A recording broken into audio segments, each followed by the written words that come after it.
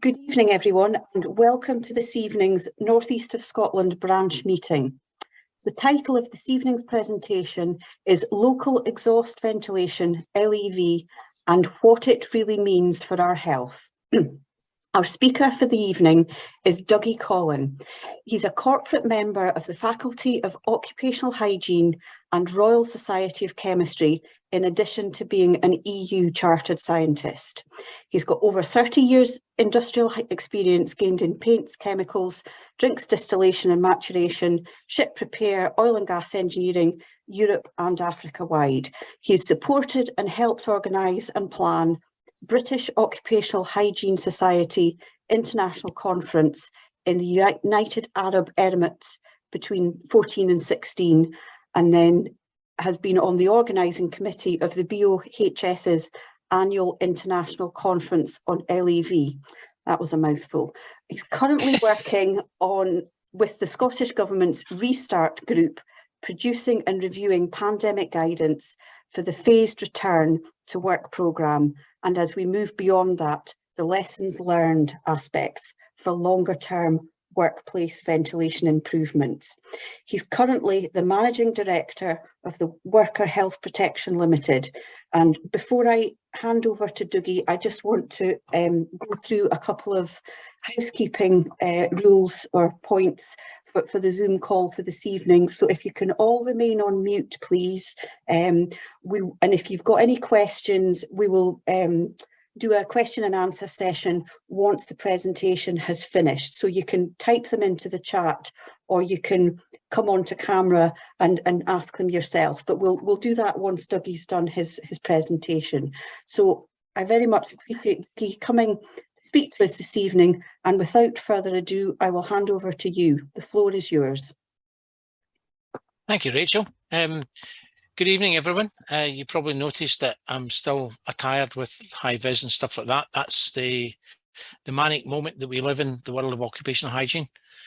So the plan tonight is I want to deliver probably a sobering message on control at source, because without control at source, we're just guessing what we're exposing people to and what the impact on health is going to be.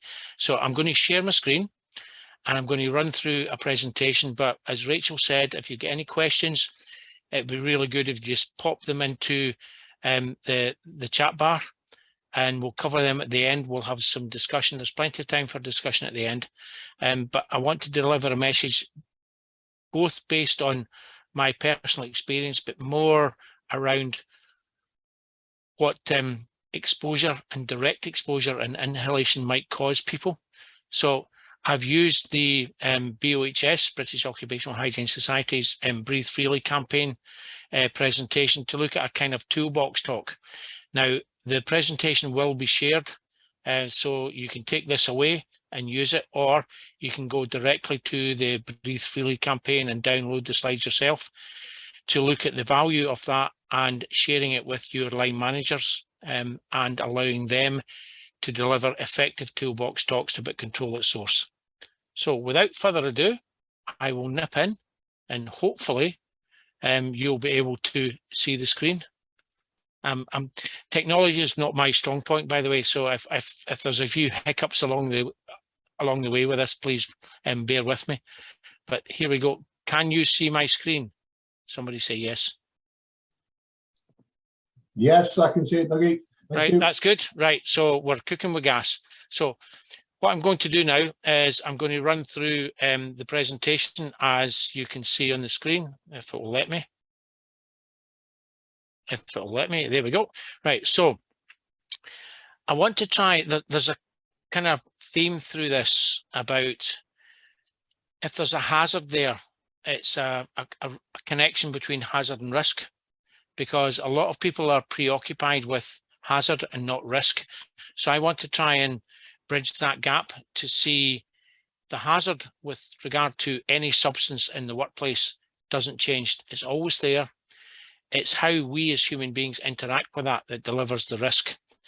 So I want to look at specifically controlling its source using local exhaust ventilation, and what, if you get it wrong, will impact on your health. And that's kind of what the theme of this is all about.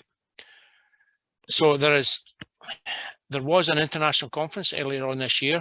It was a collaboration between two very focused bodies on local exhaust ventilation, one being the Institute of Local Exhaust Ventilation Engineers, LEV, who are very much engineering driven. They look at design, construction, and control as it's effectively delivered by maintenance and effective capture at source.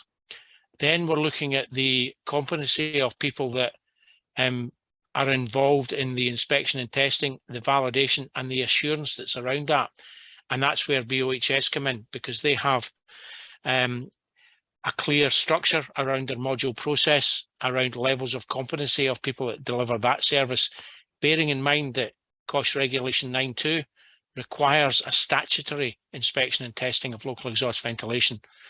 So anybody that is listening to this that has local exhaust ventilation on their site and is not aware of the provision of modular training for competency for doing that statutory inspection and testing needs to have a little look at the British Occupational Hygiene Society's website and their series of courses that deliver that level of competency that allows people that are delivering instruction and training, and B, people that are looking at the basic design. And there's different modules around that. So that's a look at the competency elements, because if you don't consider that and you're engaging services of people that are claiming to be competent to deliver that service, it doesn't stop with the people that are claiming to be competent. It stops with you as the person that's involving with them and engaging their services to bring it in. So it's just a little sobering note to say the buck stops with the person that owns the system, not the person that contracts it out. So your shoulders can't be slippery enough to try and pass the buck there. So when we're looking at effective control in the workplace, we are looking at trying to control what we inhale as individuals. Now, inhalation it's a kind of wide-ranging scope, because the particle size or the vapor droplets or the aerosols will actually dictate how far down the respiratory system it goes. But if we have a policy of effectively controlling its source, then whether or not it gets to the top of the respiratory tract, partway down the tract, into the lung, into the deep region of the lung, or the gas exchange region, doesn't really matter. Because if we control its source, all those other elements that are appearing down the road don't really feature. So if you know your process, then what you have to do is marry your process and the restrictions that you have in your process to what you can effectively deliver as control at source. So to try and give a bit of an example of that, I want to focus on one particular area, bearing in mind that the principles that we're going to talk about within this presentation apply across the board to controlling its source. Now, health and exposure is a partnership, and that partnership, when you look at the term health and safety at work. Now, I've grown up for the last 30 odd years with safety being the big brother and health being the poor relation. Now, when you look at the statistics we've got at the moment, you might look at 140 odd direct fatalities from traditional safety related issues like falling off scaffolding, collapsing excavations, that type of incident, where if you look at health, who is the poor relation, you're looking at 12.5, maybe 13,000 deaths a year from occupationally related diseases around inhalation. Now, there appears to be a disconnect between effective control and risk assessment management and the outcomes of those figures. But to put it into context, the problem we've got is with a chronic health effect, you're looking at a series of exposures probably built up over 5, 10, 15, 20 years that eventually results in irreversible health effect. Some of them are debilitating, but not fatal. Others are exactly that, they are fatal. So if we look at some of the common things that we come across in the workplace, flour is something that you think you bake with, but if you're in the whiskey industry, for example, and you're running a maltings, then the leakage of dust through your mills that you get is exactly that. It's a pile of flour on the floor. Flour is an asthmagen. You should control it at source, and if you can't, the outcome is a potential resultant irreversible health effect. If you are looking at corrosion-resistant coatings, or you're looking at adhesives that are looking for weathering and longevity in certain engineering projects, then the accelerants and the catalysts that promote that that curing of the coatings has sensitization agents in it based on an isocyanic trigger that kicks that off. If you are in engineering, we are looking at welding fume. Now, historically, welding fume, going back to my early days in occupational hygiene, it was just worry about stainless steel, carbon steel is okay. That philosophy has changed completely when the European Union looked at the welding fume, the cumulative effect of welding fume from carbon steel or mild steel, depends how you classify it. They have classified it as a non-human carcinogen because of the metal mix that's in that fume. Wood dust, engineering workshops, joiners workshops, anywhere where you sand, machine, cut, or otherwise abrade wood, you get dust coming off. Sensitization and asthmagens are part of that. Equally, if that wood dust happens to have a hardwood fraction in it, hardwood dust gives you things like nasal cancer. Crystalline silica that we get from cutting stone, mixing cement, dealing with coal dust, irreversible health effect. If you're looking at decommissioning, which some of you may be involved in, if you look at hot oxy-gas cutting, whether it's oxypropane or oxybutane, you're cutting up lumps of steel. If you look at the HSE's website, they say you need to consider several things, but you don't need to look at the elements of that you get with welding fume, because you're simply cutting up the steel because of the temperature, but you still get oxides of iron coming off.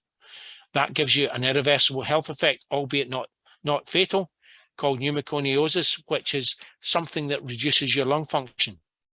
If you're working in oil and gas, you have vapors from hydrocarbons.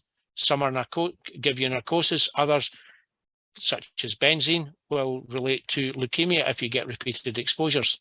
And even general nuisance dust gives you the impact of chronic obstructive pulmonary disease, or COPD. So there's a whole range of things here that are focused on controlling its source to make sure we promote better health and we look at worker health protection. So, okay, I'm just going to interrupt you, if you don't mind, for a second. Yep. You've got a reminder. Oh, has it popped up? Is it? It's popped up, yeah. If it just something, yeah, I need to take my blood pressure tablets. That's what. Right. Okay. Thanks a lot. Okay. Right. No worries. That's a good reminder for somebody that's involved in health. Take your blood pressure tablets. So, when we're looking at the delivery of control at source, there is a number of free downloadable systems available. BOHS, British Occupational Hygiene Society, are very much focused on worker health protection. They have a Breathe Freely campaign. The initial one was looking at the construction industry, and the second one is looking at fabrication, maintenance, and that is around welding fume. So I'm going to use welding fume as a bit of an example. I'm going to run through this particular program and give you my view and my take on some of the things that are involved in what ineffectively is a toolbox talk. And having systems like this on board and recognizing the principles of controlling its source, evaluating how effective they actually are, and then delivering a control strategy around it allows you to use the content of these slides to deliver a message, not so much to the workforce itself, but to the line managers that are in charge of that workforce, to make sure that they realize their responsibilities to those within their charge, to make sure that controls are delivered, they are effective, and to supervise those in their charge to make sure they are used correctly. So when we're looking at this manager's toolkit around welding fume is something that, from those that are technically minded, will occur. when an application of an energy source, i.e. whether it's MIG or TIG or any other form of welding, is applied to a metal surface, unlike the normal process when it goes from a solid to a liquid to a vapor, when you're looking at welding fume, it misses one step out. It goes from a solid to a vapor within a very small finite area around the application of that energy source. Then it hits the cold air and it goes, oh my goodness, there's cold air here, and it starts to condense. And that's what gives you that very visible, in the layman's term, smoke. In the technical term, we call it fume, when those aerosols start to condense back to particles. So when they start to condense back to particles, they are in what we call the submicron range. That means if you inhale it, it misses out all your natural bodily functions to filter out. The hairs in your nose, the reduction in airflow in your respiratory tract don't have any impact on this because they're too small to be affected by it. They go straight to your lung. So if you are in the region close to where welding fume is generated, you will be depositing metal fractions and total fume in the target organ that they want to be to cause a serious impact on health. So this whole toolbox talks philosophy is around minimizing the potential for that to happen. So when you're looking at this welding issue, you can see there's a lot of splatter coming off. Oh, sorry about that.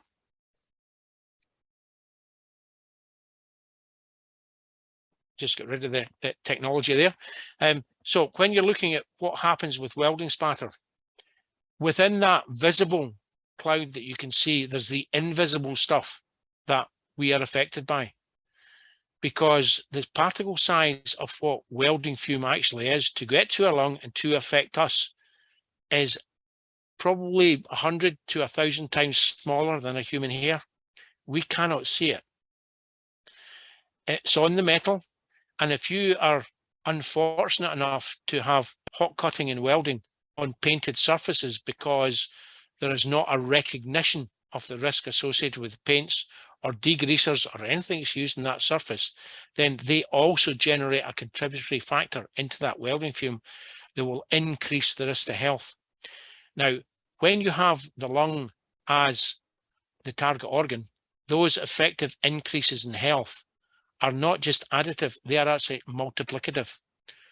So I hate to bring in social habits here, but if you're a smoker and you're a welder and you're hot cutting or welding onto painted surfaces that have not been cleared properly, then you're looking probably somewhere in the region of 50 times risk factor increase because of the multiple elements of that exposure going to the same target organ than somebody that's a non-smoker or somebody that's had the surface prepared properly, just to consider one element of exposure control at source.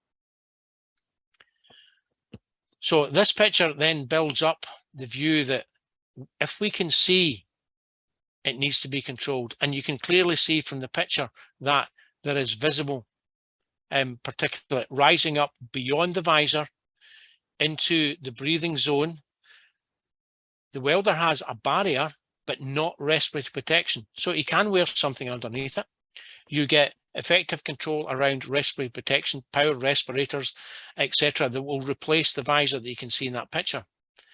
But what those devices don't do is deal with the irritant gases that also come off. Ozone, for example, ozone will irritate the respiratory tract. If you are repeatedly exposed to ozone over days, weeks, months, you will suddenly find almost a bitterness when you taste anything. You'll get a metallic taste with whether you drink water, you eat your food, you will have this residual feeling of something in your respiratory, in your throat and your mouth that is caused by this repeated exposure to ozone. It's not irreversible. It is irreversible. If you're released from exposure, then you will go back to the way you were normally, but it's recurring when people are regularly carrying out welding activities where gases are not considered as part of the control strategy. So when we're looking at the health effects, we need to look at the broader picture. It's not just the focus on what might cause an irreversible health effect, such as what you get with the fractions in metals, such as manganese, copper, nickel, chrome, or even iron. It's the irritant aspects of the acute health effects that happen right away, which you get with things like oxides of nitrogen and ozone. So when we break down these irritations in the respiratory system, we can relate them very much to the gases itself. When we're looking at temporary reduced lung functions, that's what they do. When you're taking sharp intakes of breath after completing welding, it's down to the inhalation of these gases. Most filtering systems you get in powered respirators, or even tight-fitting respirators that you can wear under your visor, deal with the metal fume that you get, but they don't deal with the gases. Now, metal fume fever is a reactive symptom that you get when you're getting high levels of fume as a one-off.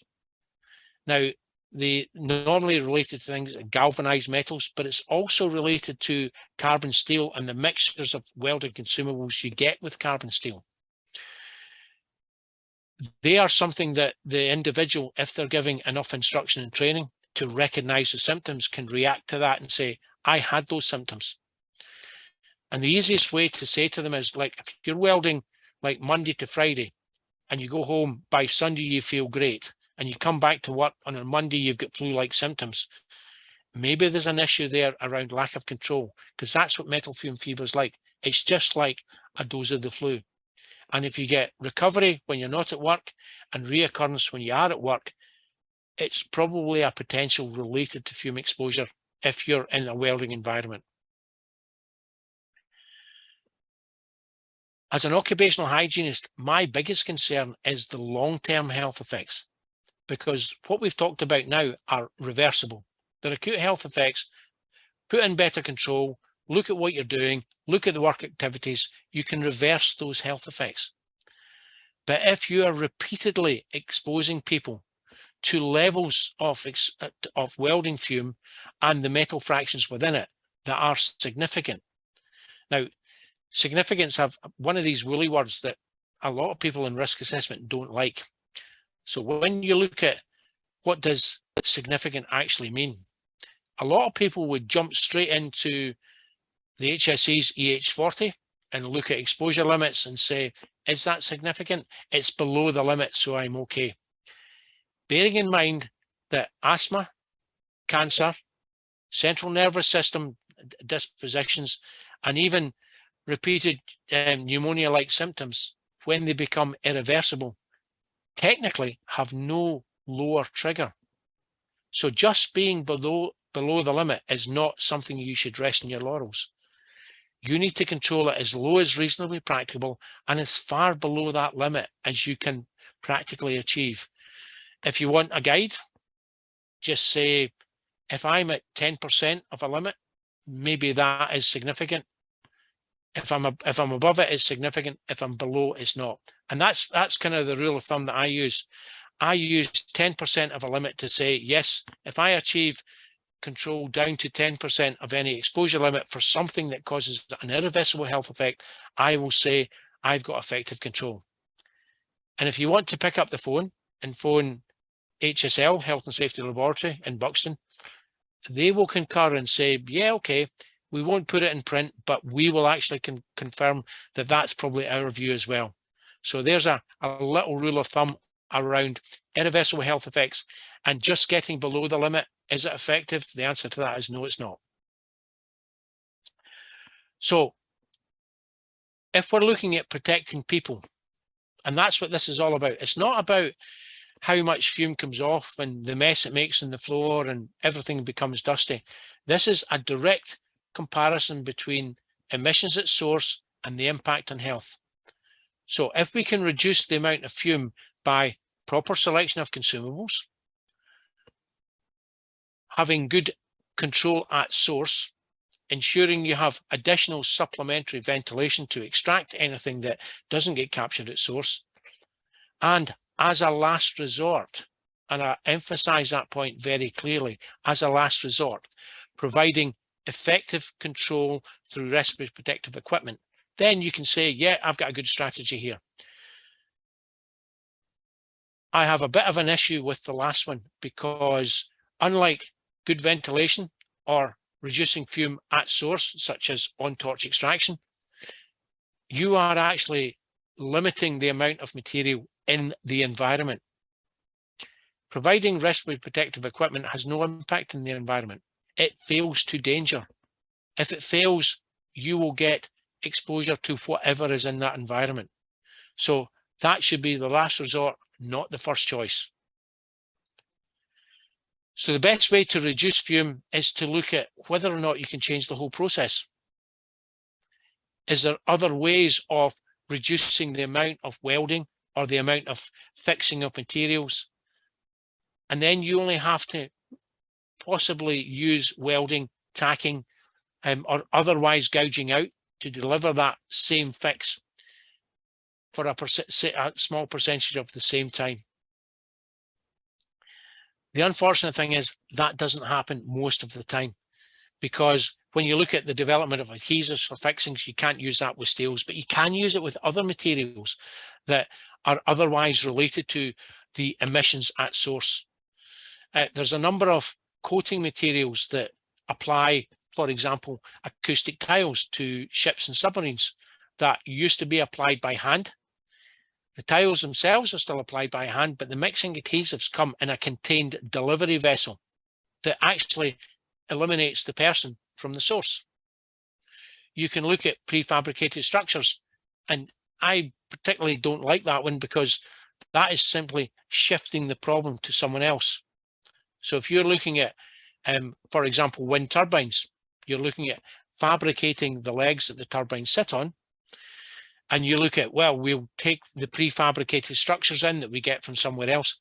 Somewhere else has had the exposures that you've now delegated. You've passed that on to someone else. So it's a consideration for your own workforce, but it's something you need to build into your supply chain to verify that you're not affecting somebody else indirectly by what you're doing by your act of omission.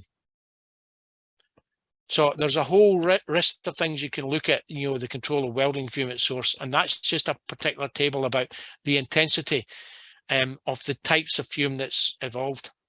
There is a misconception that, for example, if you look at the two examples at the bottom, that it mentions TIG welding.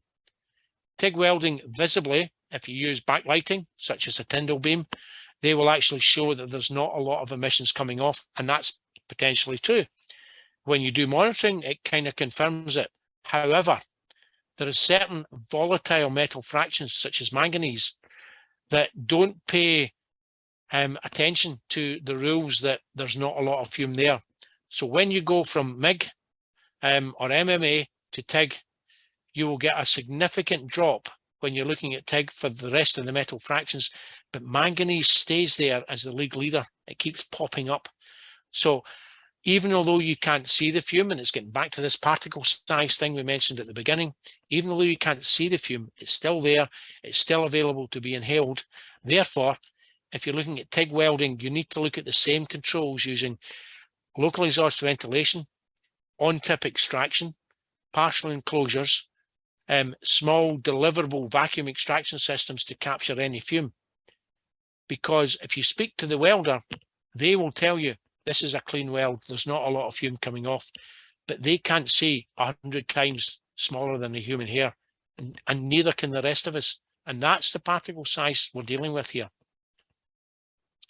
So the whole range of options, downdraft tables, traditional hood vents, respiratory protective equipment, control at source, are all looking at how we can protect the individual. Fume can be very visible. You don't need to involve an occupational hygienist to figure out whether you need effective control if you've got the ability to use what we call backlighting. There is devices on the market, one being a Tyndall beam, that allows you to light up the background around somebody welding, same as you could light up the background of somebody sawing wood, somebody mixing flour, somebody refining grain, to see that there's clear emissions. one of the drawbacks around information, instruction and training, which is a key factor in COSH Regulation 12, is where do you position the hood? If you look at the picture that's in front of you, you will see the breathing zone is between the source and the point of extraction. Completely the wrong way round, because the fume has to pass the breathing zone to get to the point of extraction. It will certainly control the general work environment for everybody else round about, but that person that's got their face in that plume, if they are not wearing effective respiratory protective equipment, will be exposed. And even then, you've got to look at the limitations of respiratory protective equipment because they have protection factors. That plume you can see there is probably maybe between 10 and 100 times higher than any applicable exposure limits. So let's take the worst case and say it's 100 times higher. So if that individual is wearing an FFP3 mask under his welding visor, he is not protected enough.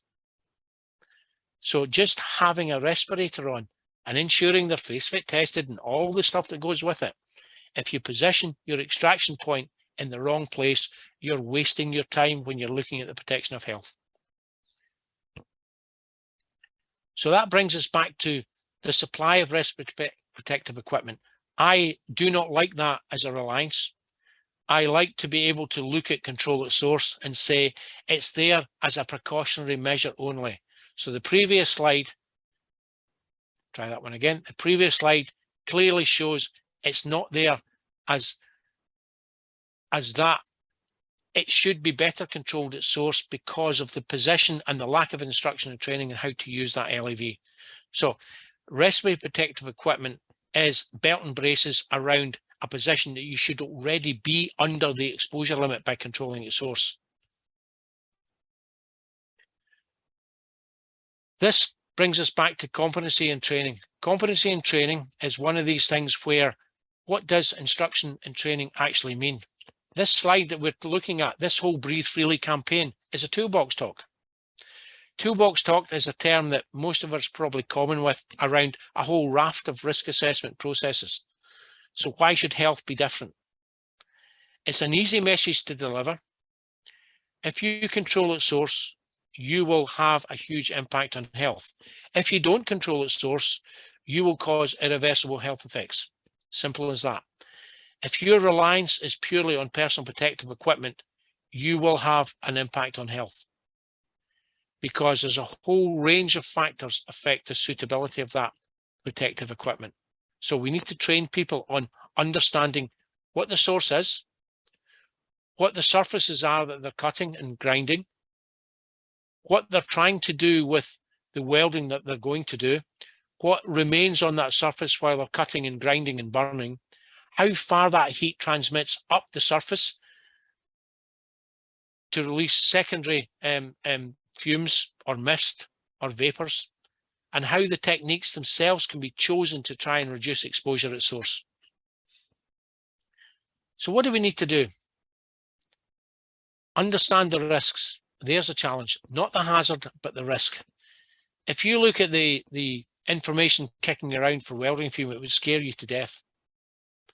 But if you look at effective control, the risks are relatively well controlled in most environments if the principles of recognition, evaluation and control are adopted within the management systems. And you need to be aware that if it enters the breathing zone, you will breathe it in. So stop it entering the breathing zone. What are you welding? What is going to come off in the fume? Look at the fractions that's in that fume. Understand that. That's part of the process of hazard identification. If you're looking at secondary releases from coatings, then look at is the surface clean around where you're working. Remove anything that has the potential for secondary exposure. And whether or not the task is low risk or not, and there's a perception around this. I mentioned earlier about TIG welding. There is also a misconception around, I'm just doing some tack welding. It takes a few seconds for each one.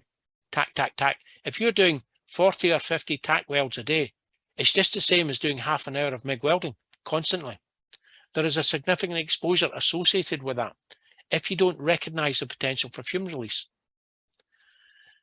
When it comes to confined spaces, you should never be welding in a confined space unless the welder has an air-fed supply, unless you have air change rates, unless you have filtration for the air that's leaving that confined space.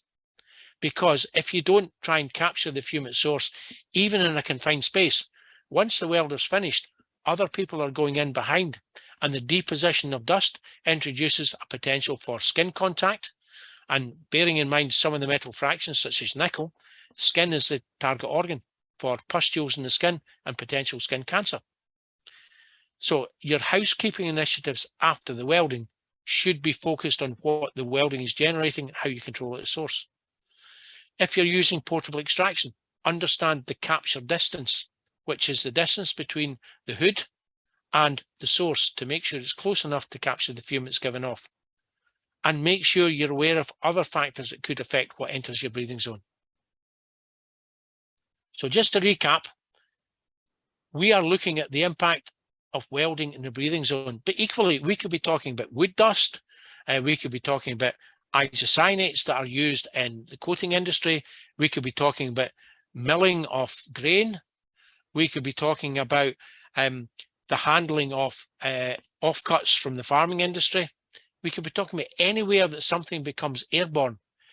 It will cause short-term irritations, but when you're looking at effective worker health protection, you need to focus very clearly on the long-term health effects, because the vast majority of them are irreversible.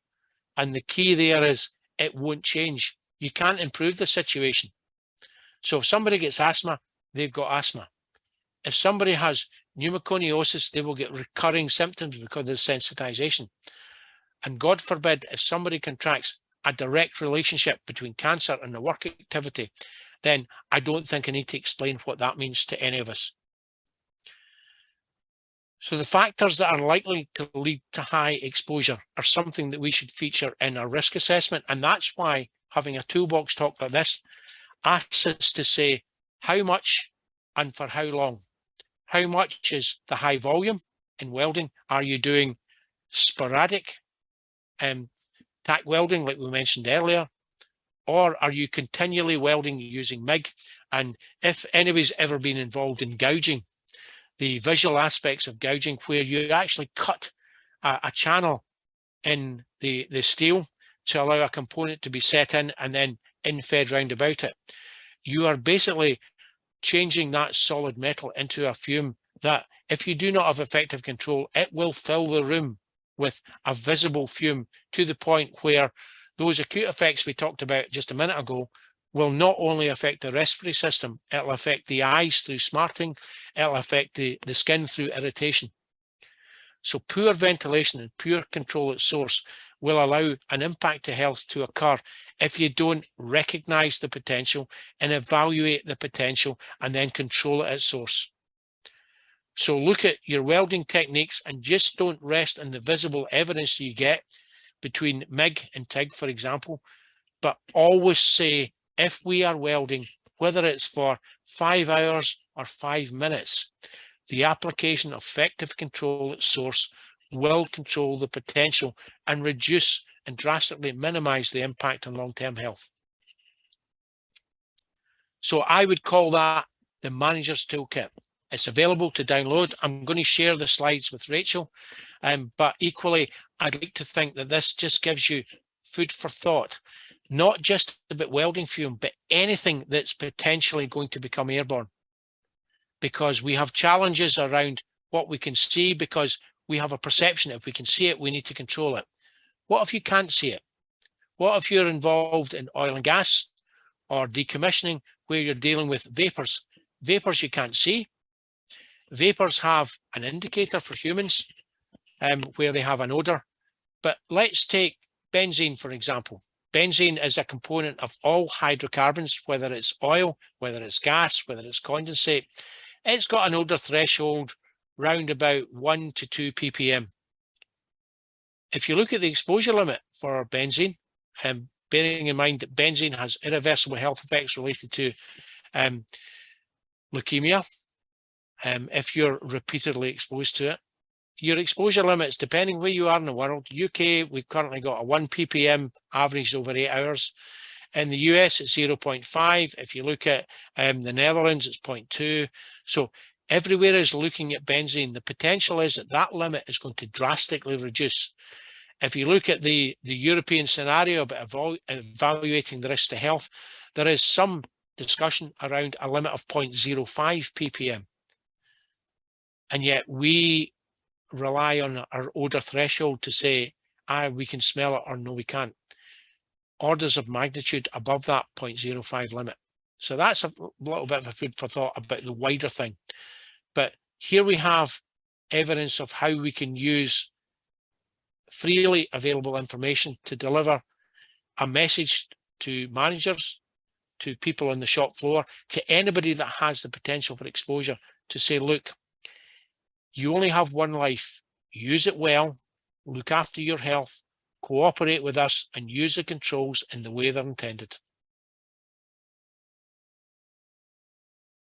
So, best practice, position your hood somewhere at or below the breathing zone. Anybody who's ever used on-torch extraction for welding will realise that it kind of does some good, but it's not effective on its own. So it's a combination of controls. On-torch extraction, the use of an LEV hood, positioned at or below the breathing zone to capture the fume, and the use of respiratory protective equipment will reduce exposure as low as reasonably practicable. When you're looking at good ventilation, if you're looking at air change rates in a workplace, it should not be used for controlling its source. It can be used to control the working environment, but not for controlling its source. When you're looking at suitable respiratory protection, I would not rely on a tight-fitting respirator. I have a particular issue with managing facial hair because it's not a health and safety issue, it's an HR issue. Potentially it could be a religious issue. If you're a Sikh, for example, and you've got a lot of facial hair, then facial hair is part of your culture. It's not something that should be regulated against. And the HSE's own guidance around suitable choice of respirator actually promotes that choice to be delivered in ways that does not interact with people's social choices. So we need to be very careful with that last resort. So going back to the basic principles of controlling its source, it's where we should be for welding. It's using on-torch extraction, and it's using that in a combination with local exhaust ventilation. Ideally, vacuum systems, which have a better effective capture, but they do need to be closer to the weld than the traditional hoods that you can see in the picture. So that's a kind of overview of effective control. It's a condensed message. It's something that if you're looking to try and enhance what you've got on your own work sites, the British Occupational Hygiene Society that I mentioned at the beginning, they have a competency programme for people doing the statutory inspection and testing of local exhaust ventilation systems required under COSH Regulation 9.2. The period for that is every 14 months, but people usually put it onto a one-year annual programme. The responsibility for ensuring competency doesn't lie with the contractor that you employ. It relies with your company to ensure that as an upfront step, you ensure they are competent to deliver that service. So I would ask you strongly to make sure that who you're engaging with has the necessary competency. If you want to know what that is, go onto the BOHS website, look at the modules for local exhaust ventilation under the 600 series. 601 is the basic statutory qualification that is promoted by the HSE along with others for the inspection and testing. But if they are providing design advice, in other words, if they're flagging actions that you need to do, they should also have as a minimum the P602. So if you look at that structure of competency and you want to audit your contractors against it, ask them for their certification. If you're looking at effective design and the delivery of effective design to control its source, then you want to look at the LEV website, which is the other one that was featured on the inside front page, because LEV are an organisation of engineering organisations that deliver effective design and innovation around local exhaust ventilation. So they are two avenues to go down if you are struggling with this concept of control at source. So all I can do now is say thank you for your attention, and I'm looking in the chat bar, and hopefully the questions will come. We'll have a little bit of further discussion before we close down for the night. And I'll unshare now. Perfect. Thanks, Dougie, for that very interesting and insightful presentation. Hopefully everybody on the call has taken a lot from the session. I had a quick look at the chat. There's a couple of comments. Rob has mentioned, for the cost of battery-powered air-fed respirators, it's astonishing that some businesses still think that they are compliant issuing FFP3 masks. Right. If your option is around powered respirator in any shape or form, or using an FFP3 mask, I would put your FFP3 mask in the bin. The reason for that is it's like putting your car in for an MOT. An MOT lasts for 12 months. You put your car in for an MOT, it's only good as the day you put it in for the test. If you've got bits falling off it within that 364 days in between, nobody bothers until you put it in for the MOT again. So when you do or have a policy around tight-fitting respirators such as FFP3 masks, and you have a face-fit testing policy, and you face-fit test individuals, who polices their facial hair after they've had that face-fit test? That's the question I'll pose back. And that's why I'm not a great fan of any form of respiratory protection.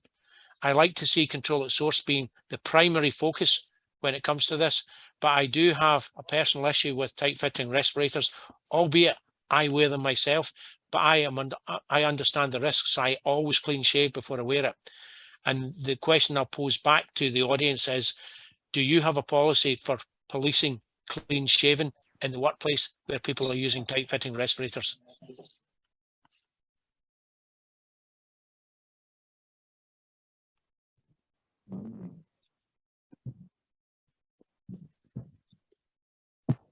I think that's a very good point there, Dougie, about having a policy for people shaving. That's a very hard one to enforce as well. Oh, absolutely. I mean, I think the whole issue around tight-fitting respirators, facial hair, and clean shaven shouldn't really be discussed in a health and safety environment.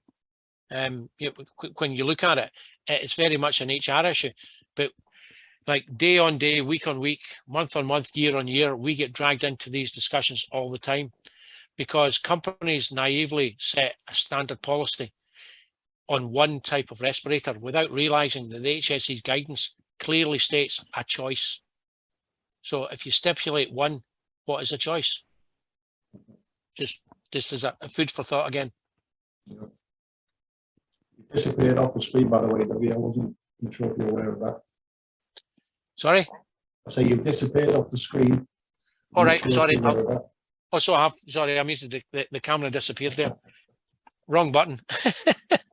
You know, just as you were talking there as well, I did a very quick look at some of the statistics as well that were taken from the HSE statistics for 2021, looking at occupational health and lung disease. And looking at 2021, it's identified 12,000 people suffer from occupational lung disease. 34% of them related to COPD, yep, which is one of obviously the risks that you mentioned, which effectively equates to 4,000 people, and 23% to non-asbestos related lung cancer, which, yeah, it could be a direct result of some of the information that we shared tonight. Yeah, I mean, what I found recently is I've been doing a lot of work with Welding Fume over the last few months, and what surprises me is the manganese pops up everywhere as the most significant exposure, and yet it's one of the minor fractions. So manganese is more volatile, or appears to be more volatile than any of the other metal fractions that's there, and that could certainly account for over the number of years of the onset of cancer related to non-asbestos diseases. Because, I mean, I've been in the field of occupational hygiene now for over 30 years. So when I was first involved in shipbuilding and ship repair in the 80s, it was worry about stainless steel, carbon steel, don't worry about it. Now, manganese is very much an issue around carbon steel. And that's showing in a lot of the monitoring results that are coming through. And that's why the HSE issued their safety alert in 2019, I think it was 2019, to say classification of welding fume, carbon steel welding fume is now a carcinogen. And it's mainly to do not just with manganese in its own, but the multiplicative effect of manganese and the other metal fractions that's there that promotes the onset of cancer.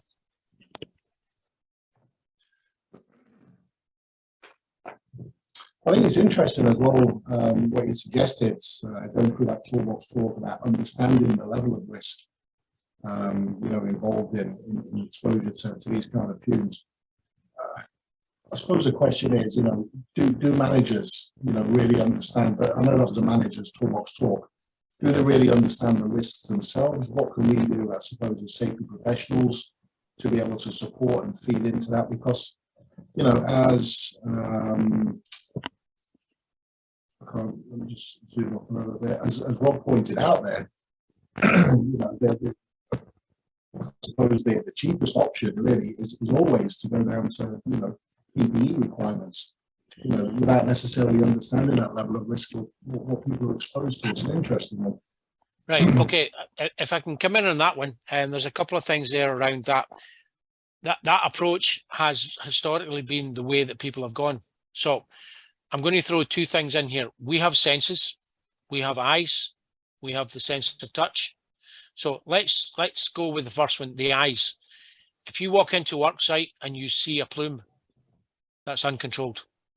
I have got literally hundreds of pictures from work sites I have been on where I've actually taken line managers in and went, look down the workshop there.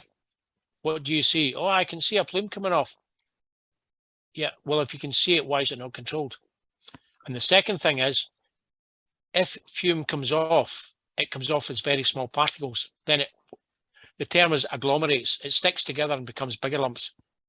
So if you have deposition, so you can write your initials on a flat surface in dust, you have a lack of control. So you don't need to engage somebody like me to come in and do a monitoring exercise just to delay the inevitable around forking out for effective control. Use your senses. If you can see it, control it. If you can touch it, it's not controlled. And if you can write your initials in it, it's pretty ineffective. And my autograph is in a number of sites across Scotland. And that's not good. No, it's not. No. Listen, I'm going to open up to the floor. I don't know if anybody's got any questions and maybe wants to jump in. I know it's always difficult on these kind of virtual sessions and nobody knows each other, but listen, I think it's a fairly relaxed environment here. If anybody's got any questions that they want to pose to Billy, feel free, just pop your camera on or just put your microphone on even and, ask away. More than welcome.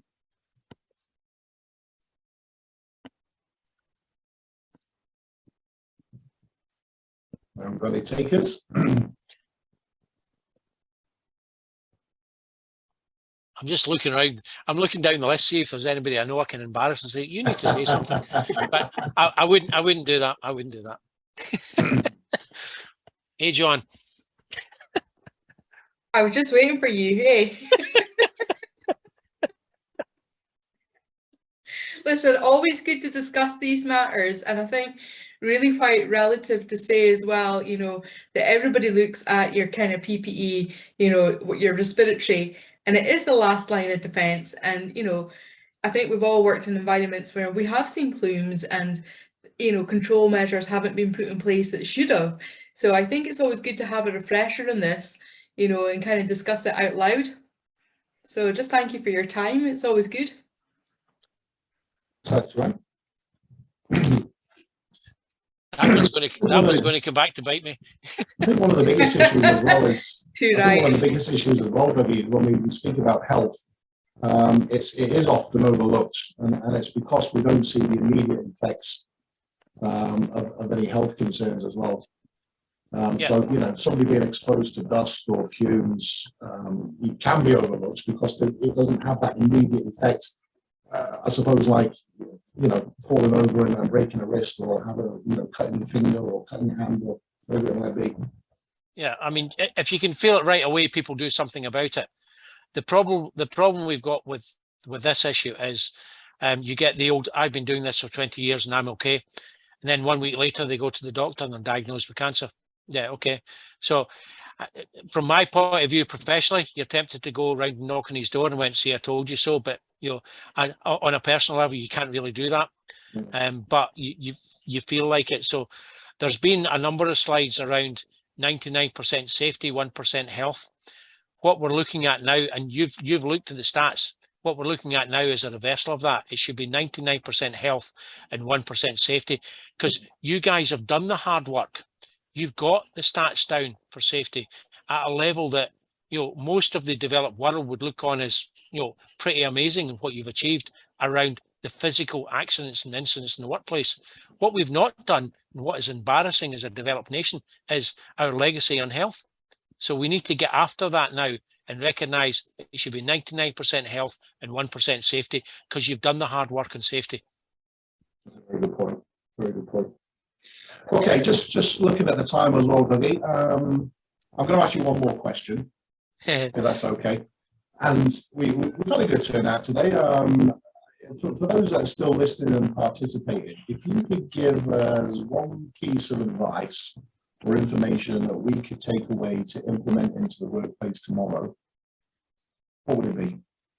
I would say the BOHS Breathe Freely toolbox kit that I've used in this presentation that is equally available. Use that because it goes through the principles of controlling its source. And if you're not involved in welding, look at the previous version on the construction industry that looked at crystalline silica in particular. The principles are the same. Look at that. Have a look at the Breathe Freely websites for those two options and use the information that's freely available to try and develop your own control strategy. Perfect. Okay, well, I don't think we've got any more questions coming in. We've had a good conversation there. So just want to thank you again, Dougie, for taking your time this evening to come and present to us. Always very interesting, always very informative, and we do appreciate your time. And just want to thank everybody else for coming and attending the session this evening.